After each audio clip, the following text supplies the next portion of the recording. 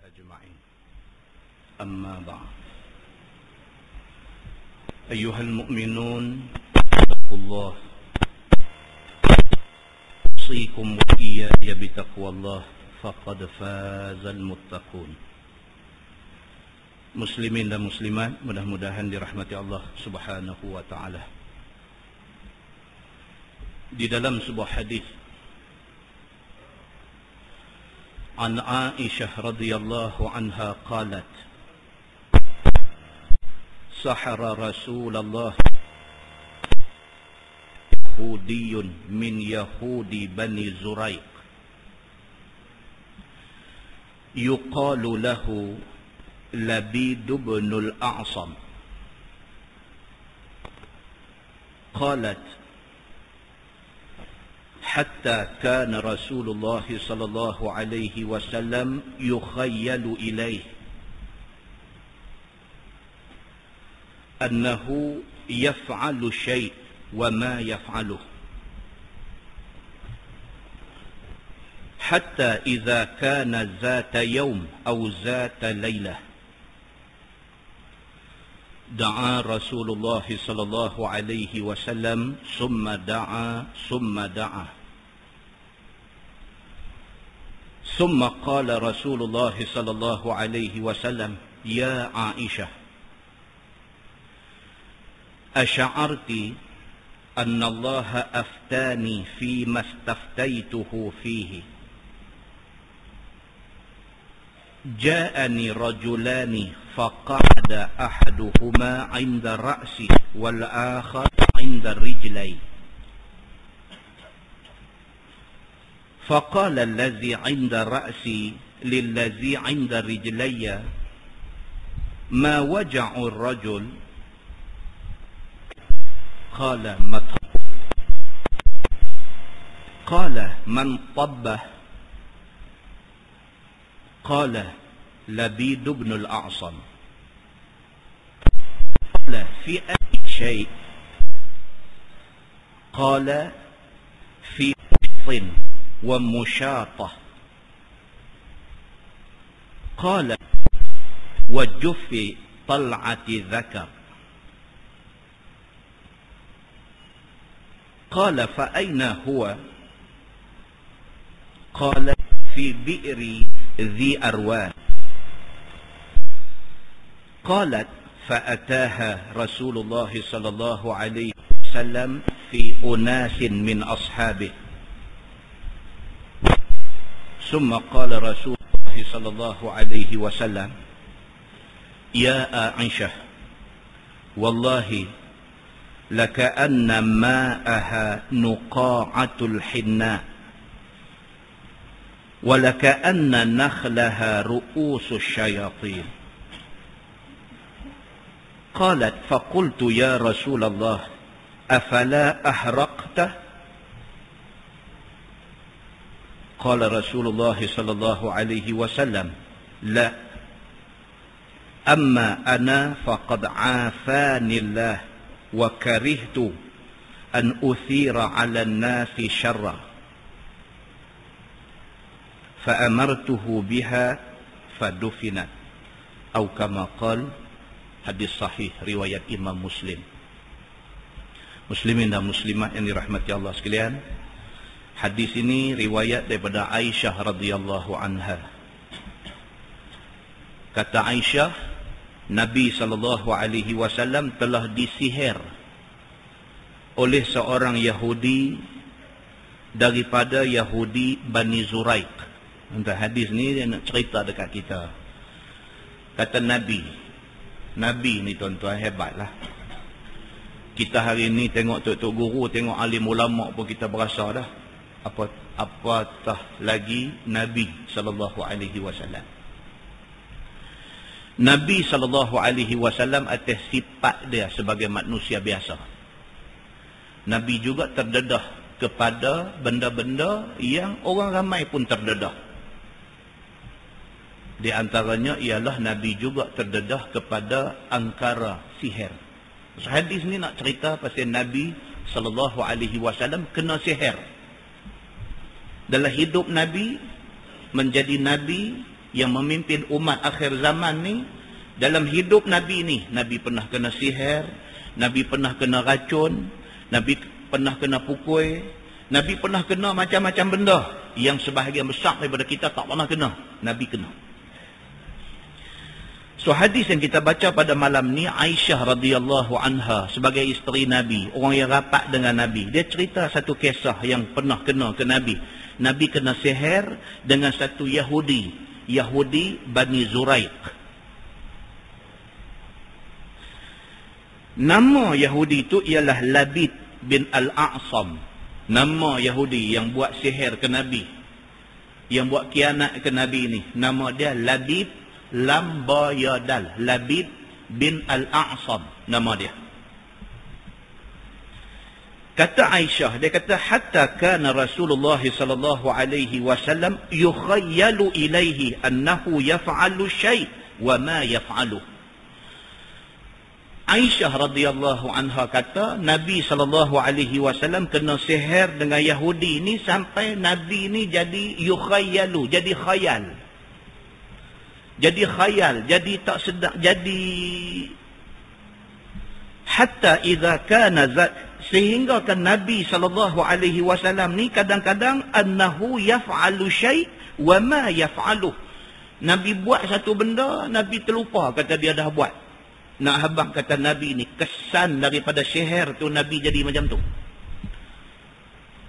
Buat dah satu benda, terlupa, berasa lagu tak buat lagi, tak buat lagi, berasa lagu buat dah. Nabi SAW sampai jadi macam tu kerana kena sihir dengan Yahudi ni. Hatta idza kana zata yaumin aw zata lailah da'a Rasulullah sallallahu alaihi wasallam summa da'a. Aisyah kata Nabi sallallahu alaihi wasallam ni bila dah kena sihir macam tu sampai jadi tak boleh nak urus diri sendiri, sampai jadi khayal, sampai jadi tak tahu hak buat dah lupa, hak tak buat lagi ingat dah buat dah.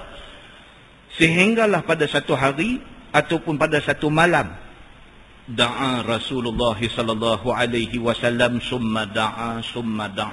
Nabi bangkit, Nabi semayang malam, Nabi doa minta tolong kepada Allah. Nabi doa, Nabi terus berdoa, Nabi terus berdoa.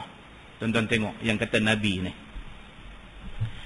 Nabi sallallahu alaihi wasallam dia bagi tahu kat kita dan dia pun buat lagu tu. Nabi kata apa? Nabi kata apabila kamu nak minta, iza sa'alta fas'alillah. Kalau nak minta satu-satu benda, minta ke Allah.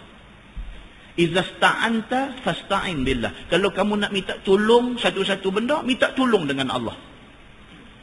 Nabi SAW dia suruh kita ni umat dia suruh kita orang Islam ni, kalau jadi apa pun tempat kita minta, tempat kita nak apa pun Allah. Nabi dia tidak kata saja, Nabi sendiri macam tu. Dia sudah kena sihir, dia sudah kena buatan orang, dia sudah kena black magic dengan orang. Nabi nampak Allah aja boleh tolong dia. Nabi bangkit waktu malam, Nabi semayang, Nabi minta kepada Allah. Summa da'a. Nabi minta, Nabi tak putus asa, minta tolong kepada Allah Subhanahu wa ta'ala. Summa qala ya Aisyah asy'arti anna Allah aftani fi mastaftaituhu fihi.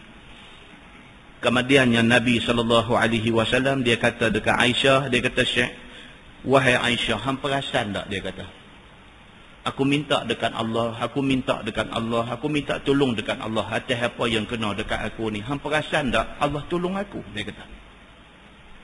Sehinggalah Allah Subhanahu wa ta'ala hantar mai dekat Nabi 2 malaikat nak bagi tahu dekat Nabi apa yang Nabi kena, siapa buat ke Nabi. Kata dia, ja'ani rajulani faqa'ada ahaduhuma 'inda ra'si wal akhar 'inda rijlayya. Hang perasan dah Aisyah, dia kata Nabi sallallahu alaihi wasallam kata Allah hantar mai 2 malaikat atas rupa manusia. Hak satu duduk 'inda ra'si, duduk tepi kepala aku, hak satu lagi duduk 'inda rijlayya, duduk di sisi kaki aku.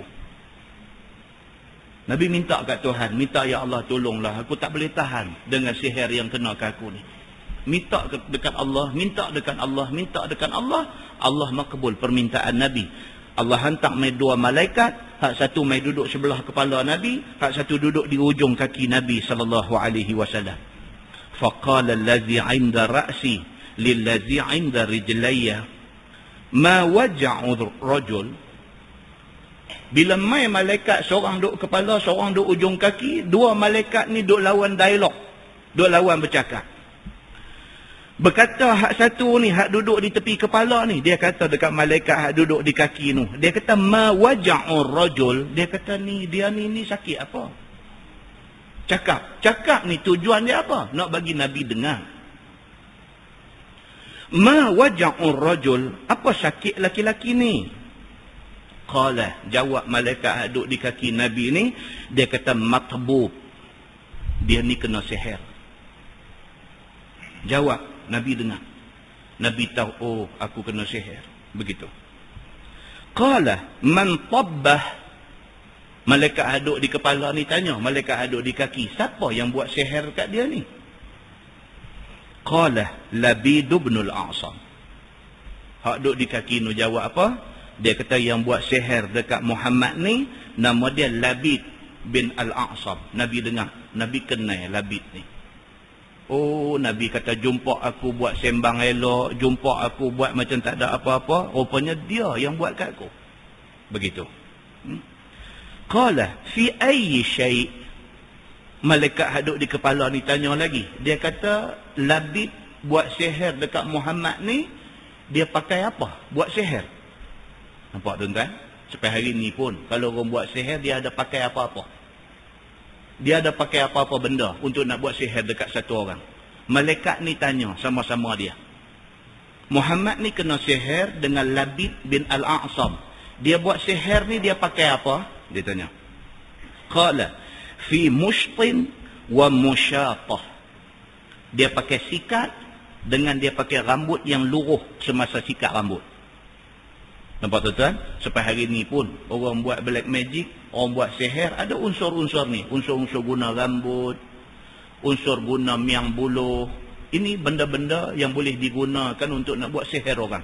Nabi SAW biasa kena. Dan Nabi disihir menggunakan sikat dan rambut yang luruh ketika disikat tu. Dia guna sikat dengan rambut yang luruh tu. Qala wajufi tal'ati zakar, dan dia menggunakan mayang pokok korma yang kering. Alat-alat yang digunakan untuk buat sihir. Kalau kita hari ni guna besi bat siam, guna apa ke macam-macam lah, macam-macam. Ambil paku karat balut kain kuning, ambil tulisan apa ke balut jampi, benda-benda macam ni, benda-benda macam ni. Nabi SAW disihir dengan menggunakan sikat dan juga rambut yang luruh ketika sikat rambut ni. Benda tu dijampi dan dibuat sihir kepada Nabi SAW, dan Allah izin Nabi kena sihir ni supaya nak jadi satu pengajaran kepada kita umat Nabi SAW, kata benda ni wujud dalam masyarakat. Begitu.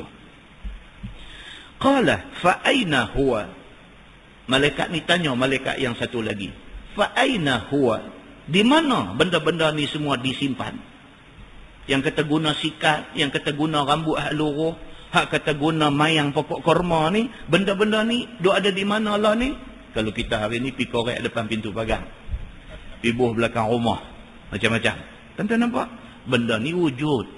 Dan disahkan kewujudan amalan syaitan ini di dalam hadis Nabi SAW. Maka malaikat tanya kepada malaikat yang satu lagi, fa aina huwa? Di mana ni benda-benda ni diletak? Qala fi bi'ri dhi arwan. Malaikat hak di kaki nu kata sikat dengan rambut dengan mayang korma kering ni dibuang di dalam telaga Zil Arwan.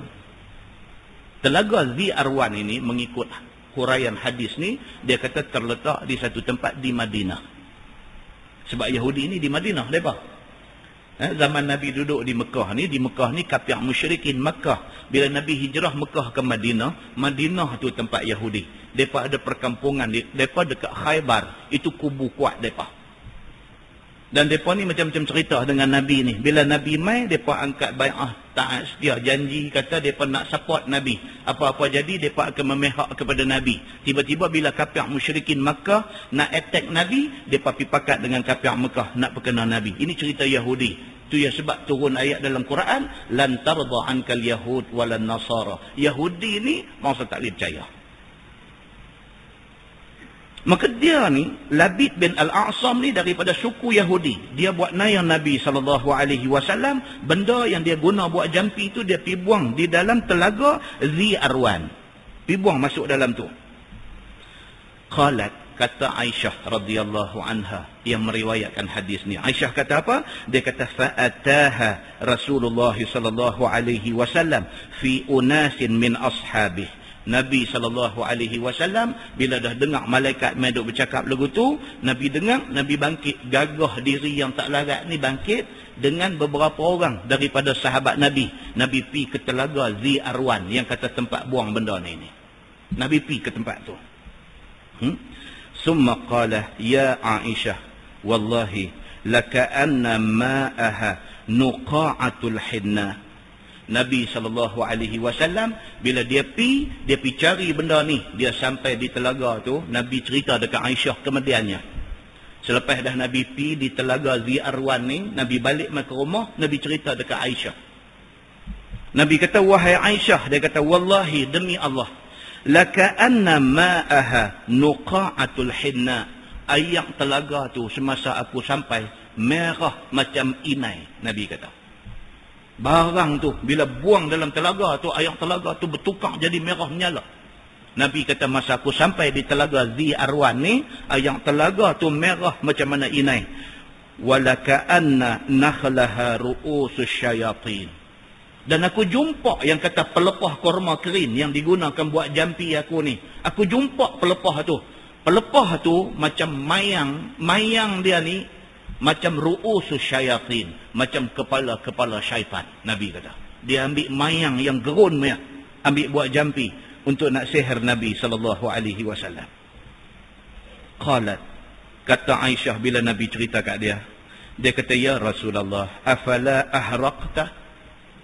Aisyah tanya Nabi, ya Rasulullah, bakar tak barang hak jumpa tu?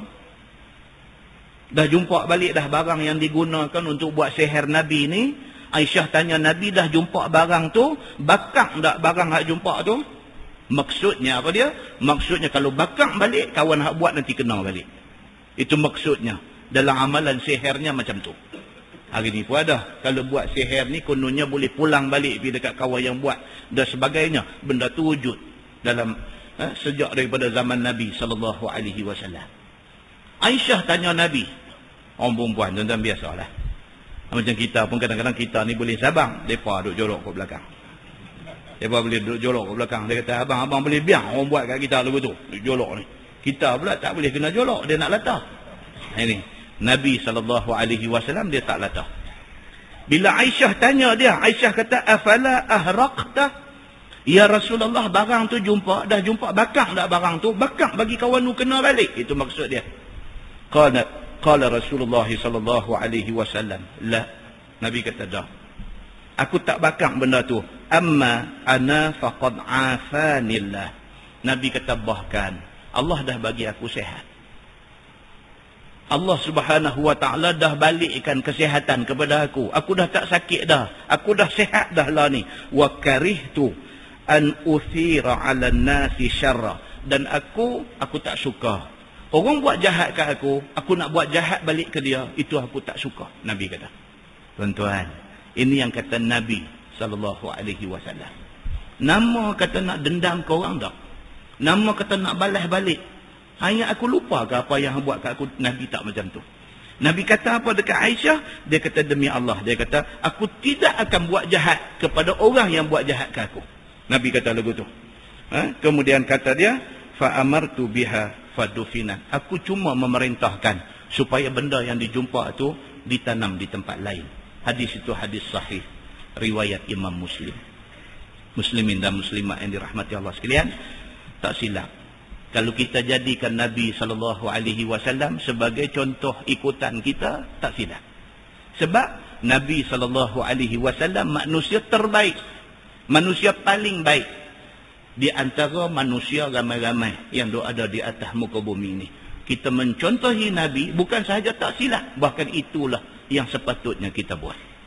Di dalam sebuah hadis lain, riwayat daripada Anas bin Malik radhiyallahu anhu, kata dia, annam ra'atan yahudiyah atat Rasulullah sallallahu alaihi wasallam bishatin masmumah faakala minha faji'a biha ila Rasulillah sallallahu alaihi wasallam fasa'alaha an dhalik faqalat aradtu la aqtulak qala an-nabi sallallahu alaihi wasallam ma kana Allah liyusallitaki ala dhalik qala Ali ala naqtuluha قال النبي صلى الله عليه وسلم لا قال فما زلت أعرفها في لهوات رسول الله صلى الله عليه وسلم أو كما قال hadis sahih riwayat Imam Muslim.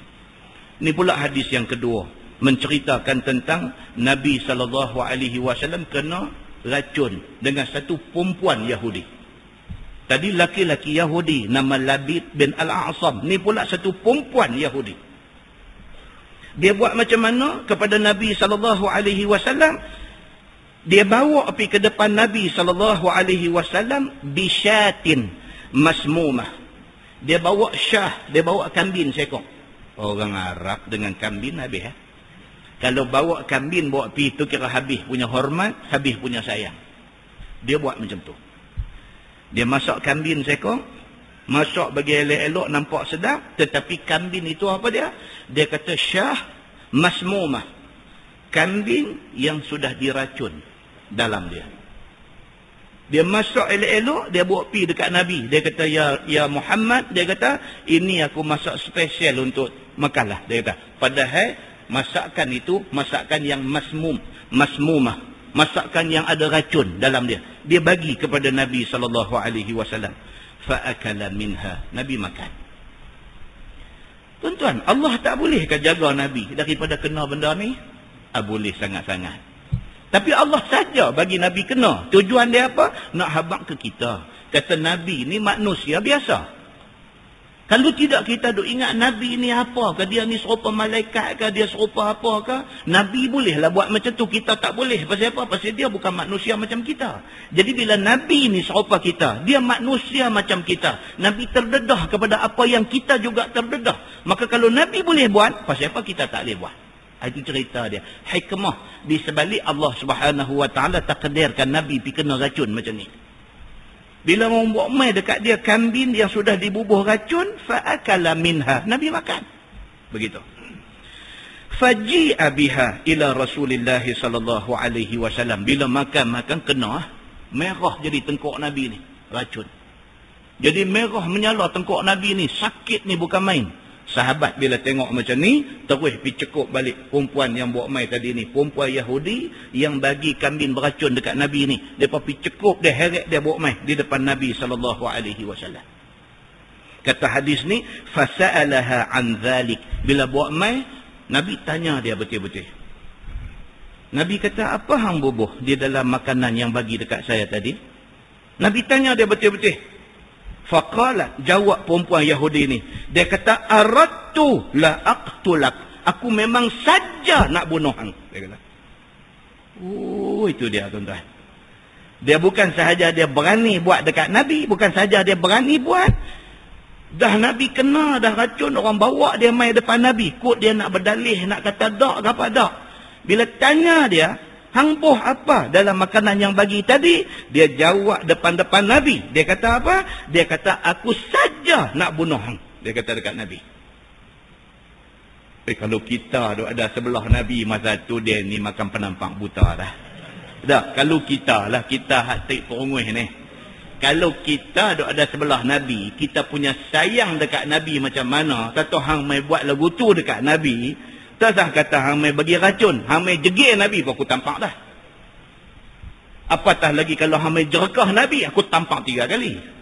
Hang mai racun Nabi, aku bunuh hang mati. Kalau kita hak perungguh ni, kita akan buat lagu tu. Bila Nabi SAW tanya dia, dia kata, aradtu la aqtulak. Aku memang niat aku nak bunuh hang. Dia kata dekat Nabi. Oh, cukup jahat. Qala Nabi SAW. Nabi kata dekat dia, ma kana Allahu liyusallitak. Nabi kata, aku nak bagi tahu hang satu benda. Allah tak akan bagi satu jalan yang mudah untuk hang nak buat benda macam ni dekat aku. Nabi bagi tahu dekat dia, tak mungkin Allah Subhanahu Wa Taala akan bagi kemudahan dekat hang kalau hang nak buat macam ni dekat aku. Nabi kata dekat dia. Qala Ali, Sayyidina Ali bin Abi Talib duk ada kat tepi tu. Apa kata Sayyidina Ali? Dia kata, ya Rasulullah, ala naqtuluha? Ali kata, ya Rasulullah, nak bunuh tak mau dia ni? Ada juga orang dia, orang ada sebelah Nabi ni. Ali bin Abi Talib, tuan-tuan, bukan setakat sepupu Nabi, menantu Nabi. Sahabat yang tak ada kena mengena dengan Nabi, sahabat saja pun sanggup buat apa saja untuk Nabi. Ini ke pula sepupu Nabi, ini ke pula menantu Nabi sallallahu alaihi wasallam. Ali kata apa dekat Nabi? Dia kata, ala naqtuluha? Lah ni macam mana? Nak bunuh tak mau dia ni? Tanya lagu tu. Qala Rasulullah sallallahu alaihi wasallam, la. Nabi kata jangan. Tak sah. Bunuh dia pun tak ada guna. Nabi kata tak sah bunuh dia. Qala fama ziltu a'rifuha fi lahawati Rasulillah sallallahu alaihi wasallam. Kata Anas yang meriwayatkan hadis ni, Anas kata kami dapat melihat dengan jelas racun di tengkuk Nabi ni merah menyala. Nabi duk tahan sakit ni, racun dah masuk dalam rengkong dia, masuk dalam badan dia, merah menyala rengkong ni. Anas bin Malik kata kami dapat melihat kesan racun tu jelas di tengkuk Nabi. Nabi kata jangan buat apa kat dia ni. Muslimin dan muslimat yang dirahmati Allah sekalian. Ni kata Nabi, Nabi kita, Nabi Muhammad sallallahu alaihi wasallam. Maka tak silap kita ikut pimpinan Nabi, tak silap kita mengaku kita jadi umat Nabi sallallahu alaihi wasallam. Pasal apa? Pasal dia memang wajar menjadi pemimpin, menjadi ikutan kita semua. Mudah-mudahan mukadimah itu memberi manfaat kepada kita semua insya-Allah. Saya memilih untuk nak guna kitab Bahrul Mazi jilid 13. Jadi saya minta maaf lebih dulu masa perbincangan awal dengan Cikgu Putih, Cikgu Haji Putih, saya kata jilid 11. Jadi saya difahamkan cikgu dah keluar dah ni bagi tahu jilid 11. Kemudiannya pula saya tengok-tengok nampak macam jilid 13 ni karan sikit. Saya cadangkan jilid 13. Cikgu Putih kata jilid berapa pun tak apa, janji ustaz mai, dia kata. Jadi saya minta maaf kat tuan-tuan, mana-mana yang dah dapat kata jilid 11 malam ni bawa jilid 11, saya minta maaf. Kita baca jilid 13. Insya-Allah ke depan tuan-tuan bawa jilid 13. Pasal jilid 13 ni dia abwabul birri wassilah. Kalau jilid 11 hari itu abwabul libas, cerita pasal pakaian. Dia beritahu dekat kita Nabi suka pakai apa, Nabi suka baju color apa, Nabi pakai serban macam mana, Nabi cerita berkaitan dengan pakaian, baju apa yang kita tak boleh pakai. Bagus juga, tapi nampak hak ni bagus lagi. Jadi yang ni abwabul birri wassilah, iaitu bab tentang soal perhubungan, hubungan silaturahim, cerita tentang kebaikan. Kita orang Islam disuruh buat baik. Benda ni nampak ringan, tetapi perbincangan dia tuan-tuan akan dapati dia berguna untuk kita dan untuk anak-anak kita yang ada ni. Jadi saya memilih untuk baca Abwabul Birri Wassilah. Kita mulakan dengan jilid 13 muka surat 60. Dia kata bismillahirrahmanirrahim. Abwabul Birri Wassilah an Rasulillah sallallahu alaihi wasallam. Bermula bab tentang berbuat bakti. Dia kata buat bakti dan juga perhubungan silaturahim. Maka di sinilah tempat bicaranya. Semuanya ini diambil daripada hadis Nabi sallallahu alaihi wasallam. Saya suka baca Bahrul Mazi ni. Pasal apa? Pasal apa juga perbincangan dia asaskan kepada hadis Nabi sallallahu alaihi wasallam. Sonok tuan-tuan. Kita tak mau kita buat amalan dalam agama ni, buat amalan dengar-dengar, ikut-ikut, tak mau. Kita nak kalau kita buat satu amalan, pasal apa kita buat? Ni dia hadis doa ada. Pasal apa kita buat? Ni dia hadis doa ada. Kita nak macam tu. Supaya kita berasa lapang dada bila kita nak buat satu-satu benda. Kita berasa lapang dada. Kan? Jadi macamlah contoh kita sebelum kita baca bab ni, contoh. Macam kita tengah duk mengajar, sekali lagi bunyi bang. Masjid mana kan macam itu saya main kan, tengah mengajar bunyi bang. Bila bunyi bang ni saya nampak muka sebahagian daripada tuan-tuan ni ada yang resah. Ustaz ni dia tak dengar kan bunyi bang ni, dia duk pederah mengajar juga. Kan? Berhentilah Ustaz, bagi bang tu habis. Itu, benda macam tu jadi kan. Masalah kita yang duk bercakap ni, bila bunyi bang kita berhenti, sekali nak sambung balik dia tak mau nak jadi dah. Dia jadi orang budak-budak muda kata potong steam. Dia potong. Kan? Jadi baik, persoalannya ialah apa tuan-tuan? Persoalannya waktu orang bang, bolehkah kita bercakap? Itu persoalannya.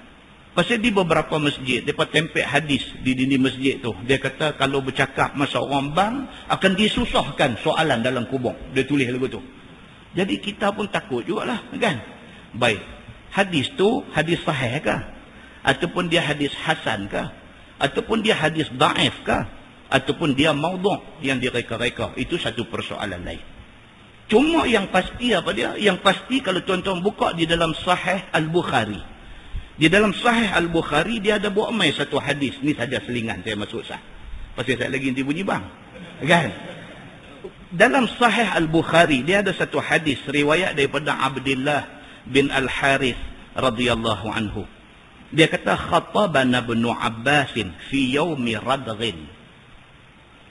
Falamma balagha al-muazzin hayya 'ala as-salah fa amarahu an yunadiya as-salah fi ar-rihal. فنظر القوم بعضهم إلى بعض فقال ابن عباس فعل هذا من هو خير منه أو كما قال. hadis sahih riwayat Al-Bukhari. Hadis ini cukup sahih. Daripada Abdullah bin Harith radhiyallahu anhu. Dia kata satu hari Abdullah bin Abbas, sepupu Nabi, anak kepada Al-Abbas, Al-Abbas dengan pak Nabi, Abdullah dua beradik. So Nabi dengan Abdullah sepupu.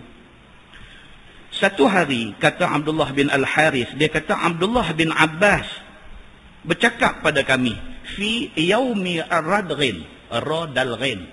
Radghin maksudnya hari hujan, hari tanah lecah. Dia kata satu hari, dia kata Ibnu Abbas bagi satu khutbah kepada kami, sedangkan hari itu adalah hari hujan dan hari lecah. Begitu. Falamma balagha al-muazzin hayya 'ala as-salah. Kebetulan Abdullah bin Abbas ni dia bercakap ketika muazzin tengah duk bang. Dan bang muazzin ni sampai dekat hayya 'ala as-salah, sampai tang tu. Tengah muazzin ni duk bang sampai tang hayya 'ala as-salah, fa amarahu an yunadiya as-salah fi ar-rihal. Abdullah bin Abbas ni dia pi interrupt masuk masa muazzin tengah duk bang tu, bukan takat dia duk bercakap, dia pi kata pula dekat muazzin ni. Dia kata hang selit masuk dalam bang ni, hang kata dekat depa as-salah fi ar-rihal. Hari ini semayang di kemah masing-masing. Pasal biasanya bila bunyi bang, pakat main semayang satu tempat. Tapi sebab hari itu lecah. Hari itu hujan dan tanah lecah. Becak.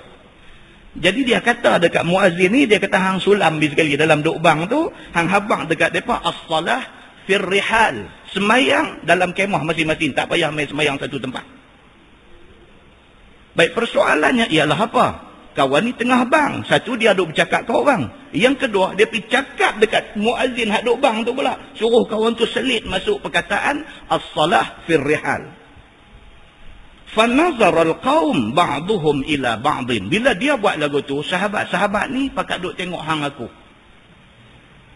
Fanazara al-qaum ba'duhum ila ba'din. Dia ni pakat tengok dia ni apa dia ni. Kita duk ingat kot dia sahabat Nabi. Kita duk ingat kot dia faham lebih pada kita. Ni apa orang duk bang, dia duk pergi buat ramai, duk bercakap ni. Ni apa sampai tukang bang pun dia pergi kacau, suruh kawan tu cakap benda lain lagi ni. Apa dia ni? Jadi Abdullah bin Abbas, dia tengok, dia nampak ada orang duk kalang kabut, nampak itu. Faqala Ibn Abbas, kata Abdullah bin Abbas ni, dia kata fa'ala hadha man huwa khairun minhu.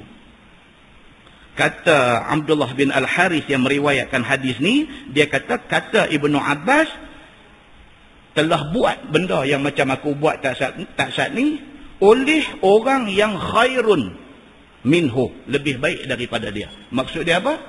Nabi SAW. Nabi SAW pun masa azan Nabi biasa bercakap, tidak ada satu kesalahan pada perbuatan itu. Bahkan tengah muazzin duk bang pun Nabi biasa pergi suruh dia buat apa-apa. Kata Abdullah bin Abbas begitu. Hadis itu hadis sahih riwayat Al-Bukhari. Jadi bila kita dapat benda ni, ini dalam Sahih Bukhari, tuan-tuan ada Sahih Bukhari, boleh balik saya mau di bawah tajuk apa? Berbicara ketika azan. Dia ada hadis ni. Jadi nak abang kata apa? Bukan satu kesalahan kalau sekiranya bercakap ketika azan dilaungkan. Walaupun, dia ada juga walaupun kalau azan tu dilaungkan, kita diam dan kita menjawab azan itu juga adalah baik dan sabit daripada hadis Nabi SAW. Jadi maknanya kalau nak pilih untuk diam pun boleh, kalau nak bercakap masa azan tidak merupakan satu kesalahan. Sebab Abdullah bin Abbas ada buat, Abdullah bin Abbas kata Nabi juga ada buat benda ni. Hampa jangan kata aku buat benda salah. Dia kata sebab yang buat benda ni man huwa khairun minhu, orang yang lebih baik daripada aku, iaitu Nabi SAW. Itu saja selingan masuk siap-siap supaya tuan-tuan tak jadi kelang kabut sekali lagi. Kalau berhenti satu, kita dah buang masa. Ada satu tengah tempat saya pergi mengajar tu, surau ada 2-3. Surau balik ni ada satu surau, balik ni ada satu taman perumahan, satu taman, satu surau, satu taman, satu surau. Macam sini Politeknik tahkah ada satu surau, tahkah apa nama IAB Utara ni tahkah ada satu surau. Bang pula bukan satu time. Dia ni bang, dia ni habis, sana bang, dan habis kita duk tunggu dengar tu. Kan? Jadi nak abang kata kalau benda tu sabit daripada hadis yang sahih, kata kalau hang buat macam ni berdosa, kita tak buat. Oleh kerana ada hadis yang boleh dijadikan sandaran, kata kita bercakap masa tu, apatah lagi bercakap mengajar, bukan bercakap benda dunia, maka dia lebih-lebih lagi tidak menjadi kesalahan.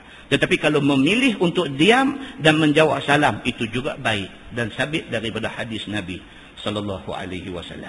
Nah, muslimin dan muslimat yang dirahmati Allah sekalian, kita balik kepada abwabul birri wassilah an Rasulillah sallallahu alaihi wasallam, bermula bab tentang buat bakti dan juga perhubungan silaturahim. Di sinilah tempat bicaranya, dan semuanya ini daripada hadis Nabi sallallahu alaihi wasallam. Masalah dia kata kebaktian itu ialah buat baik. Diterang dulu. Yang kata albir dalam bahasa Arab, albir itu maksud dia apa? Maksud dia buat baik. Senyum pun buat baik. Senyum juga albir. Sedekah juga albir. Apa juga benda baik dipanggil albir, dia kata. Maka apa jua perbuatan baik dan budi, maka dinamakan dia bakti. Seperti tolong orang dengan harta ataupun tolong dengan kudrat. Kita ada duit, kita tolong dengan duit. Itu juga albir, dapat pahala. Kita ni jenis tak ada duit, tapi kederat kita ada. Kita pergi tolong dengan tenaga kita, juga albir. Itu juga adalah satu kebaikan yang kita buat.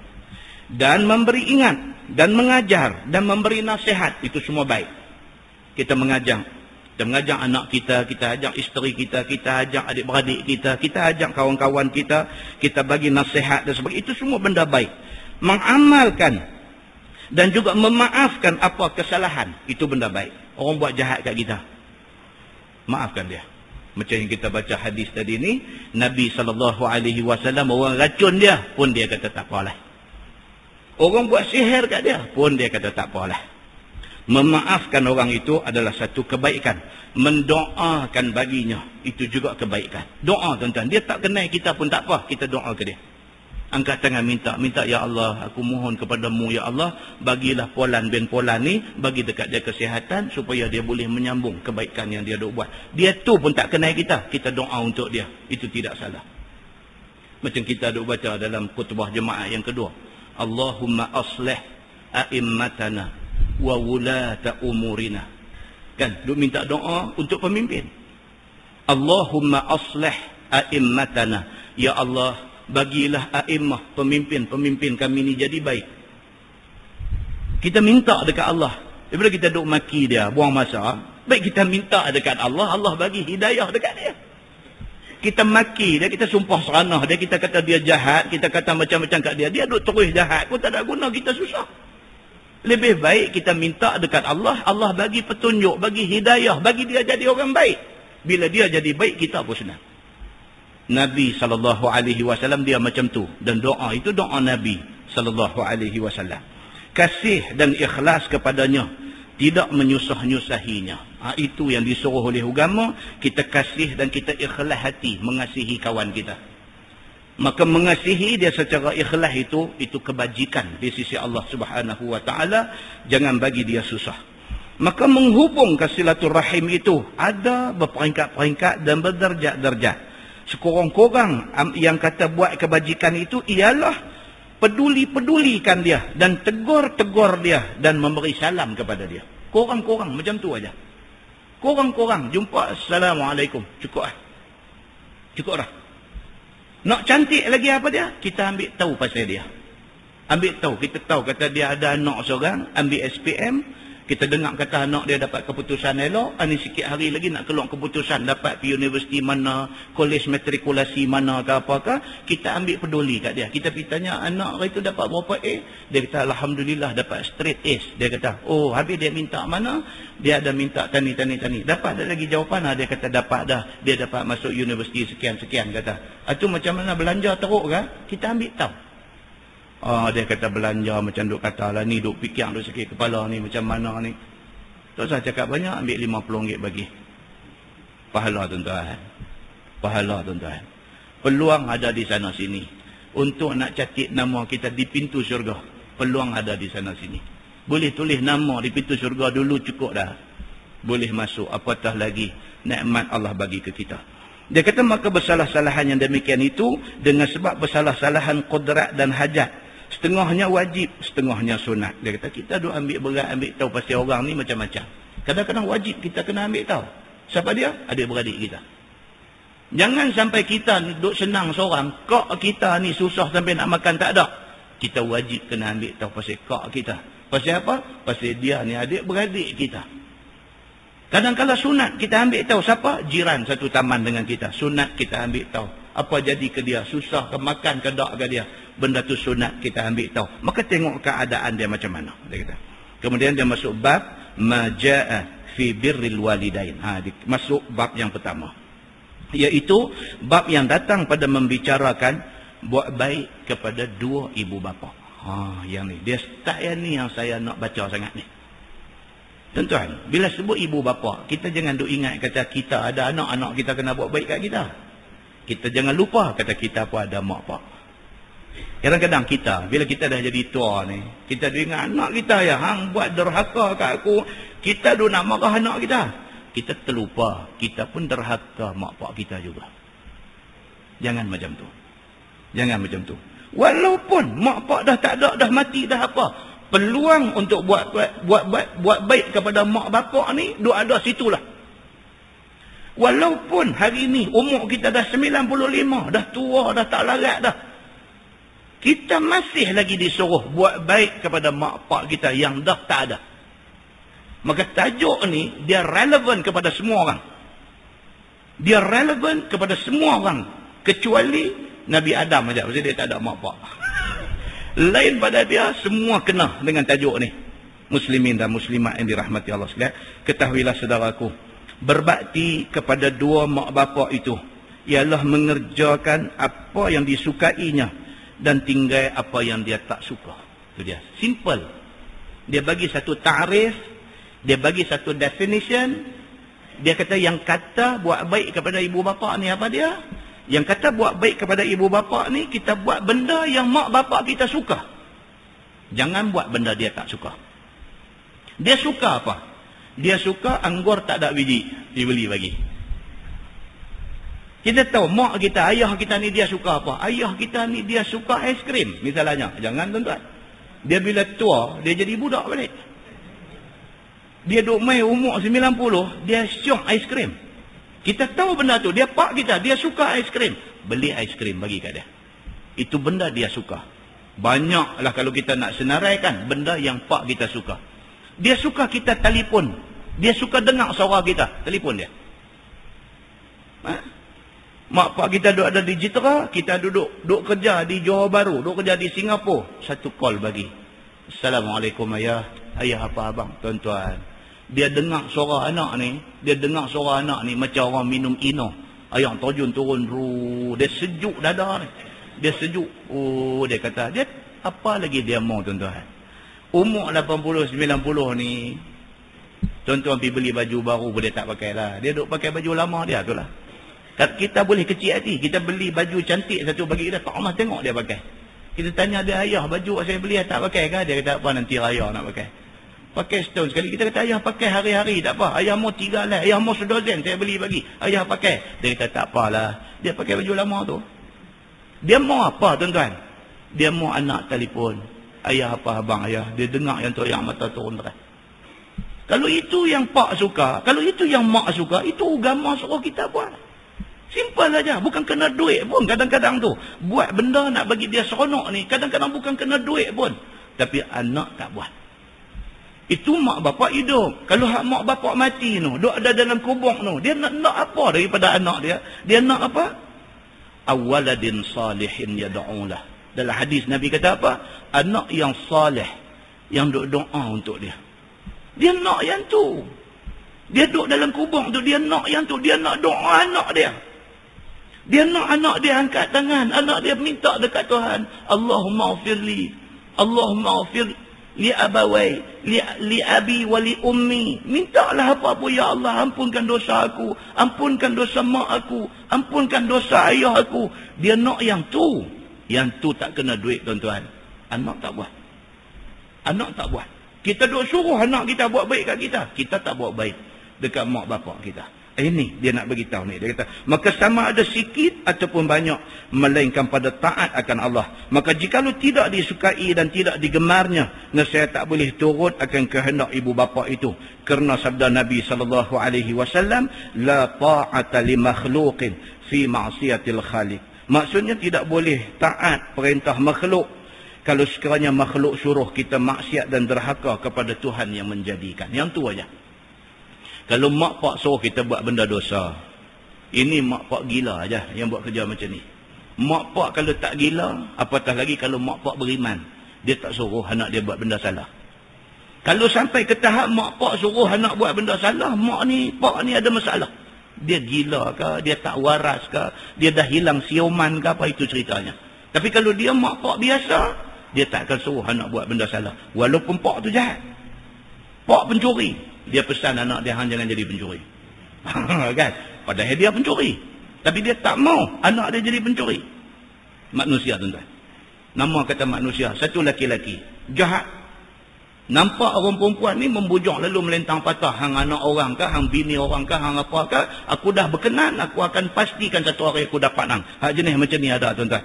Tapi kalau satu hari orang main habaq kat dia, kata bini dia buat jahat dengan jantan lain, dia jadi gila babi tu.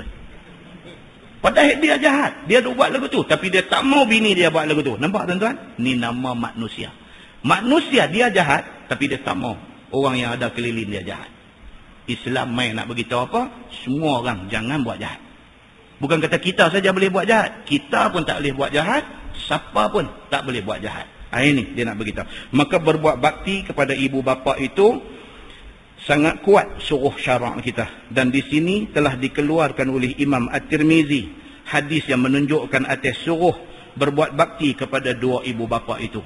Dengan kata dia, an Muawiyah bin Haidah Al-Qushairi radhiyallahu anhu qala, qultu ya Rasulullah, man abar? Qala ummak. Diriwayatkan daripada seorang sahabat Nabi SAW. Nama dia Muawiyah bin Haidah Al-Qushairi radhiyallahu anhu. Kata dia, aku tanya Nabi SAW, kepada siapa aku perlu buat baik dan berbuat ihsan dalam masa hidup aku? Satu sahabat pergi jumpa Nabi, dia tanya Nabi, dalam ramai-ramai orang yang ada ni, aku ni kena buat baik kat siapa? Nak buat satu, dekat siapa aku kena buat baik? Kataku, kepadanya, yakni kepada Nabi SAW, ya Rasulullah, siapakah yang hamba perlu buat baik kepadanya? Jawab Nabi SAW, berbuat baiklah kamu kepada ibu kamu. Dia ni pergi jumpa Nabi. Dia kata, ya Rasulullah, dalam ramai-ramai orang ni, kepada siapa saya perlu buat baik? Nombor satu, siapa saya nak kena buat baik? Nabi kata, ummak. Nabi kata, mak kamu. Baik, perbahasan dia. Dia kata, ibu didahulukan berbuat baik daripada semua orang. Dengan dalil daripada hadis itu, apabila ditanya oleh Muawiyah kepada Nabi, kepada siapa dia perlu berbuat ihsan, maka jawab Nabi, kepada ibu. Kemudian barulah kepada orang lain. Kata Imam Nawawi rahimahullahu ta'ala di dalam syarah Muslim. Imam Nawawi, tuan-tuan, dia hidup selepas zaman Imam Mazhab. Imam Mazhab kalau kita susun ikut seniority, nombor 1 Imam Hanafi, nombor 2 Imam Malik, nombor 3 Imam Syafi'i, nombor 4 Imam Hanbali. Ini kalau disusun ikut umur dulu kendiang. Hak kita duk baca hadis ni, cerita riwayat Al-Bukhari, riwayat Muslim, riwayat At-Tirmizi, ni semua ni hidup selepas zaman 4 mazhab.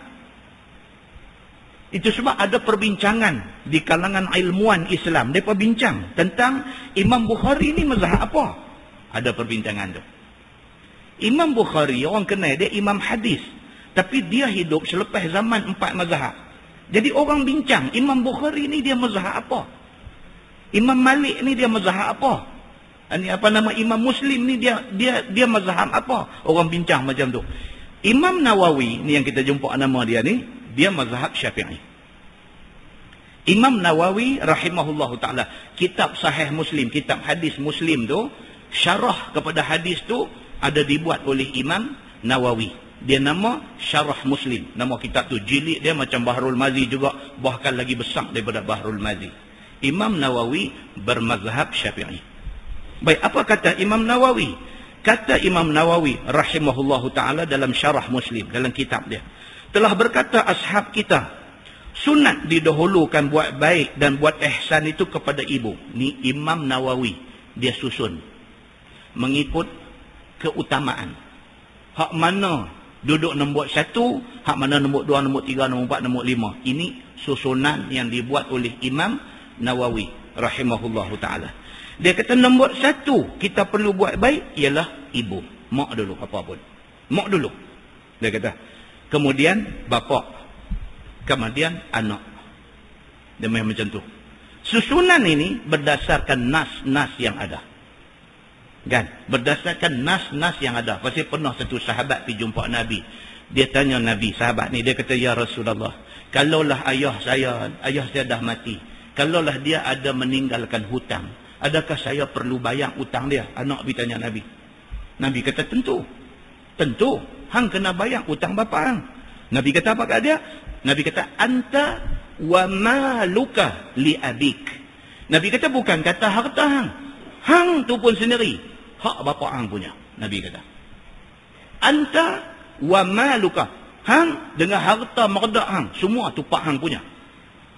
Jadi jangan mai tanya, kata perlu dak hang tolong bayar hutang bapa hang. Memang hang kena bayar hutang dia. Jadi daripada hadis-hadis yang ada ni, Imam Nawawi susun. Dia kata nombor 1 mak, nombor 2 bapa, kemudian baru dia mai anak, kemudian datuk-datuk, yakni nenek laki-laki, kemudian nenek perempuan, kemudian saudara laki-laki, abang-abang apa ni, adik kita laki-laki, kemudian saudara perempuan, kakak kita, adik perempuan kita, kemudian zawil arham. Siapa dia zawil arham ni? Zawil arham ni seperti pak penakan sebelah pak, seperti mak penakan sebelah pak, seperti pak penakan sebelah mak, seperti mak penakan sebelah mak. Kira susunan dia macam tu. Sebelah pak dulu, baru main sebelah mak. Itu sebab wali pun dia ambil sebelah bapa dulu. Pak penakan sebelah bapa boleh jadi wali. Itu keutamaan yang bukan disusun oleh Imam Nawawi saja, tapi disusun oleh agama berdasarkan nas-nas yang ada. Begitu. Baik, dia kata dan didahulukan yang lebih hampir, kemudian yang lebih hampir, dan didahulukan yang berketurunan yang si ibu sebapa daripada yang berketurunan salah satu daripada duanya. Adik-beradik yang satu mak satu pak lebih dulu daripada adik-beradik satu pak saja, ataupun adik-beradik satu mak saja, macam tu. Kemudian baru mai saudara-saudara sepupu. Baru dia mai pupu poyang. Seperti anak laki-laki, anak perempuan kepada pak penakan dan mak penakan, sepupu. Baru dia mai sepupu.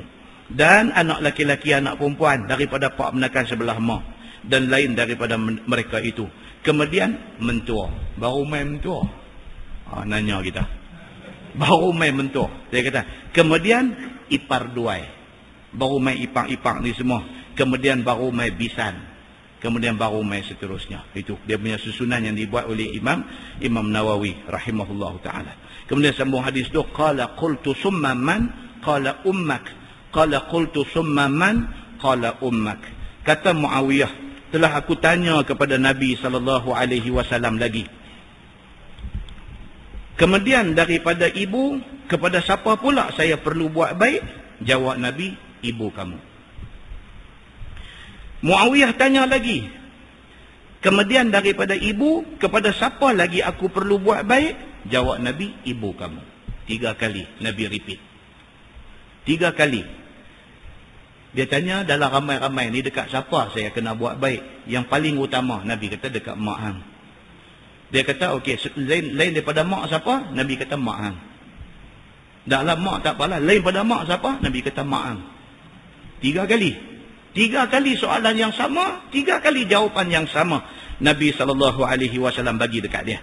Baik, masalah. Dia kata, ibulah yang sayogia lebih banyak dibuat bakti, dibuat baik kepadanya. Ni dia nak cerita. Pasal apa mak ni kita perlu buat baik sangat-sangat. Pasal apa?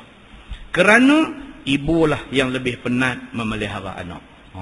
Dia nak cerita. Kerana apa? Kerana mak ni, Allah tuan-tuan, mak. Habis cerita tak reti. Bila sebut mak ni habis. Kita menikahlah dengan siapa pun, bini baik macam mana pun, satu hari kita terpeleot. Satu hari terpeleot, pergi aksiden ke apa, pergi jadi lumpuh satu badan ke apa ke, mula nak jadi pasal dengan bini. Tak semua bini, tapi kebanyakan. Mula nak jadi pasal. Dia mula duk berasa ni laki ni betul-betul jadi reba kat dia. Lepas tu dia buat apa? Dia post laju. Dia hantar laki dia pergi mana? Balik rumah mak. Balik rumah mak. Saya pernah cerita satu cerita di tak tahu mana masjid, saya tak ingat dah. Satu sahabat budak muda mai rumah saya. Dia mai dia nak cerita benda ni lah. Dia kata, ustaz, dia kata saya ada abang seorang. Abang saya ni, saya cerita tak elok ustaz, tapi untuk pengajaran, saya nak abang kau ustaz. Dia berkenan dengan satu perempuan yang ni lah, mak saya tak berkenan lah. Lagu tu saya abang, dia kata, mak tak berkenan, tapi dia mau juga macam mana, tak apalah menikah. Lepas menikah ustaz, sama dengan lepas kenuri tu, sama tu lah dia tak pernah balik, tak pernah tengok mak, tak pernah apa, sampai anak 3 orang. Pasal apa? Kunung-kununnya anak ni kecil hati ke mak. Pasal hak dia pilih mak tak setuju. Jadi boleh menikah juga, boleh tak apa, bawa bini ni pergi duduk di lain, tak peduli dekat mak ni. Mak ni duduk belah Kedah ni, yang dia duduk belah Pulau Pinang tu. Bukan dia jauh mana pun. Tak main lah tengok orang tua ni. 3 anak ustaz, dia tak balik raya pun tak balik. Telefon ni dia boleh bilang ustaz, dia nak telefon orang tua nak. Boleh bilang lah. Kadang-kadang kita kena telefon pergi. Kadang-kadang telefon buat tak mau angkat. Dia kata, mak telefon pun tak mau cakap. Ustaz, dia kata, Allah Maha Besar ustaz. Bukan saya seronok abang saya jadi apa-apa. Tapi saya tengok depan mata. Saya nak bagi tahu ustaz. Dia kata, aksiden ustaz. Lumpuh satu badan. Ringkas cerita, entah balik. Saya satu benda ustaz. Dia cerita pun dia teriak. Ni yang hak adik ni. Dia cerita pun dia teriak. Dia kata saya satu benda ustaz. Bila kak ipang saya ni main hantar abang saya balik. Saya duk tengok muka mak saya. Tak ada ustaz. Kok muka marah tak ada langsung. Dia terima abang saya yang dah jadi sayang ni. Bawa balik main. Dia terima ustaz. Dia naik dak, dia nak dak, dia nak pulang paku buah keras kan, nak kata apa pun dak, mai hantar letak sekujung situlah. Yang ni pun salam-salam kata, mak saya serah balik anak mak kat mak. Bini mai abang begitu. Mak saya serah balik anak mak dekat mak. Dia pun balik pi bawa anak 3 orang balik pi. Ustaz sampai hari ni dia kata, masa dia cerita ni pun lama dah. Dia kata dah 6 bulan dah mak saya duk jaga abang saya ni. 6 bulan dah Ustaz duk jaga. Nak kata orang macam sayang, nak kata sayang orang. Dia kata, Ustaz, saya tak boleh. Dia kata, saya bila balik rumah mak, tengok muka abang ni marah pun ada, kesian pun ada. Saya tengok muka mak saya teriak. Dia kata. Ini tuan-tuan cerita yang real berlaku dalam masyarakat, yang jadi sungguh dalam masyarakat. Mak ni, yang kata mak ni, dia boleh terima anak buat lagu tu kat dia, hantar balik mai, dia boleh bela. Ni kita baca lagi ni, dia kata macam mana yang kata mak ni dan kuat belah kesian atas anaknya sejak kecil. Mak ni dengan anak ni, daripada dia beranak keluar mai tu, tak tahulah dengan anak ni, tak tahu. Dan dibelanya dan dilatihnya, mula-mula dikandungnya sampai 9 bulan dalam perut, kemudian sebagai cabut nyawa menanggung sakit beranak-anak itu. Apabila sudah beranak, datang pula bertimpa-timpa penat atas penat, iaitu menjaga busuk hancing anak itu, basuh kencing, mandi, bersihkan diri, makan pakai anak, bagi makan pakai apa yang munasabah dengan resmi badan anak. Ni mak ni sebelah duk tanggung dalam perut 9 bulan 10 hari, duk tanggung tu pun kita boleh sembang lah, tak ada pengalaman. Tak ada pengalaman. Tanya orang perempuan tu. Tanya orang perempuan tu. Duk bawa dalam perut tu tuan-tuan. Duduk menyawa tak lepas, tidur menyawa tak lepas. Bangkit berjalan berasa penat, nak keluar main seorang. Kita sampai sebelah anak kita bagi kat dia. Kan? Sebelah kali tiap-tiap seorang 9 bulan dia duk kendong dalam perut tu. Macam mana rasa susah. Dia tanggung. Pasal apa? Pasal anak. Tak merongok, tak kata apa, duk tunggu tak sabar ni. Anak nak keluar main ni, duk tunggu tak sabar. Keluar main anak ni, segala-galanya mak tu lah jaga. Dia gerak kita pakai siku. Ni dia kata anak tolong pergi bancuh susu lah. Pergilah, tak apa, aku tunggu sang pergi bancuh. Tak mau bangkit. Ni yang kata ni hak Pak Haji duk main masjid ni. Tu kata kau orang apa ni hak Pak Haji duk main masjid ni. Bini minta tolong Sat. Dia kata, no anak, tolong pergi bancuh susu Sat. Ambil tak apa, aku tunggu budak ni. Tunggu apa? Dia duk lena mengurus situ lah. Budak ni qiyah ke apa ke, dia pun tak dengar. Bangkitlah nyonya bantu susu, buat main-main apa, bangkit dukung, tak kenal lagu tu. Mak ni yang kata mak ni. Busuk hancin kencing berak, makan pakai budak ni, sakit demam budak ni, apa semua mak ni lah yang duk jaga. Semua segala-galanya. Makan dia pun dia pantang. Pasal apa? Tak mau silap makan. Kok saya lagi anak kena sama. Punyalah mak dengan anak ni. Sehingga pantanglah dia daripada makan apa-apa yang menyalahi dan menyakiti tubuh anaknya. Diberinya susu kepada anaknya. Dinyanyikan lagu-lagu dan zikir-zikir supaya diam anak itu daripada menangis. Biar kiranya tidur anak itu dengan jendera. Ni yang kata mak ni kita tuan. Kita nak ingat balik mak kita buat kat kita, tak tahulah masa tu kita pun tak tahu apa. Tapi kalau kita ni anak hak tua, kita tengok hak adik-adik kecil-kecil macam mana mak kita jaga, kita nampak. Kita dah jadi suami, kita tengok macam mana bini kita jaga anak, kita nampak apa yang ditulis oleh Syekh Idris Al-Marbawi di dalam kitab ni. Kita boleh nampak. Kemudian dia kata, apabila tengah malam, berapa kali bangkit salin dan membersihkan busuk hancing anak itu. Anak teriak-teriak bangkit cek, tengok oh kencing pula, salin lampin. Tak tahulah pukul 2 ke, pukul 3 ke, pukul 4 ke, pukul 5 ke, pukul berapa pun. Sampai bakang tungku pun dia kena pergi bakang sendiri. Ni yang kata Tok Haji main masjid ni, tak tolong yang tu pun. Ya Allah, tuan-tuan. Demikianlah sehingga besar, maka ibu itu di dalam sengsara memelihara anak itu. Itu dia. Takat tu kita baca tuan-tuan. Dia baca lagu ni je tak berapa. Tuan-tuan baca sendiri. Baca ambil lambat-lambat. Baca ingat-ingat balik. Baca ingat-ingat balik. Baca ingat-ingat balik tuan-tuan. Dia boleh ketak dada. Dia boleh ketak dada. Bukan pasal apa. Kita dah baca lagu tu. Hati kita mengaku dah betul. Kita ingat balik hak kita duk buat ke mak kita lah ni. Allahu Akbar tuan-tuan.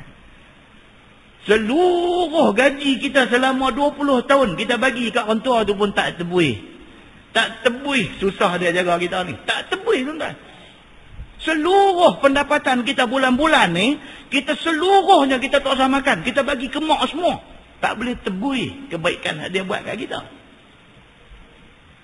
Tuan-tuan, muslimin dan muslimat yang dirahmati Allah sekalian. Dengan kerana itulah sampai 3 kali Nabi suruh satu anak buat baik kepada ibu dia. Itu dia.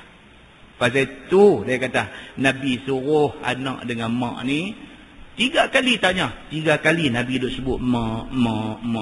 Sedangkan Nabi SAW beranak mai kecil-kecil lagi mak sudah habis. Nabi ada kasih dekat mak dia. Bukan kata Nabi sampai umur dewasa boleh duk tengok mak tak. Dia dan takat umur 7 tahun aja.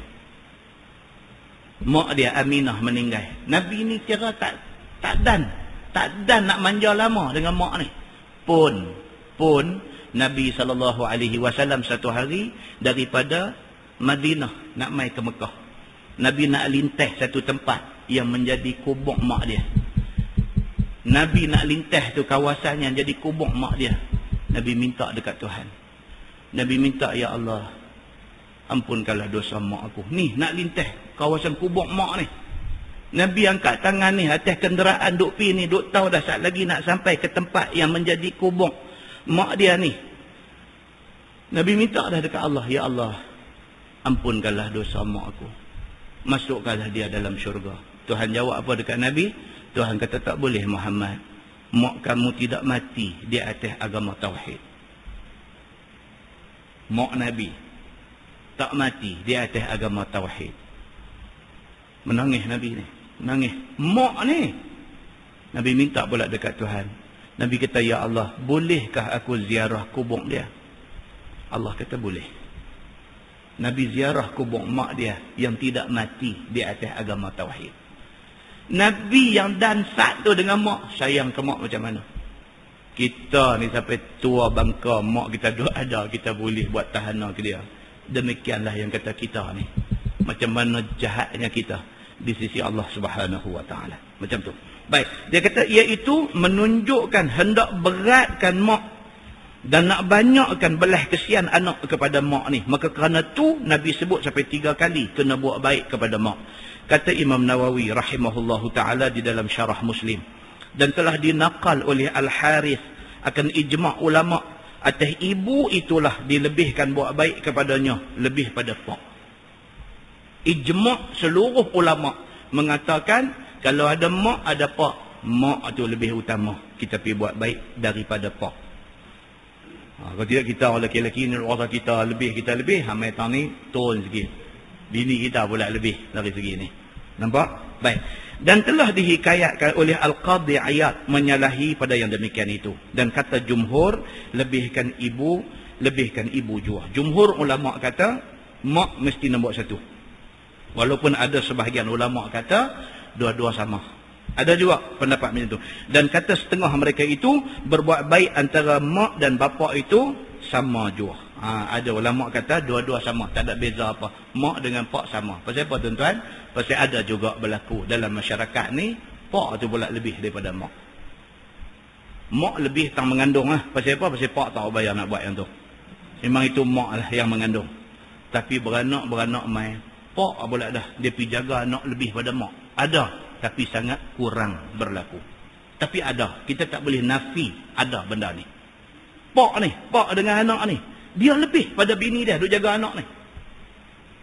Anak teriak dia bangkit dulu, bancuh susu dia bancuh, anak salin lampin, pak salin. Ada tuan-tuan.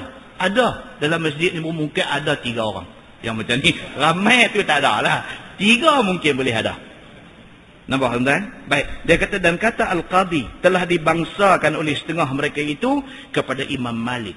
Katanya Imam Malik Imam mazhab Maliki, dia berpendapat macam tu. Dia kata mak dengan pak dua-dua sama. Dua-dua anak kena buat baik sama. Tak ada lebih, tak ada kurang dekat siapa-siapa. Itu pendapat Imam Malik.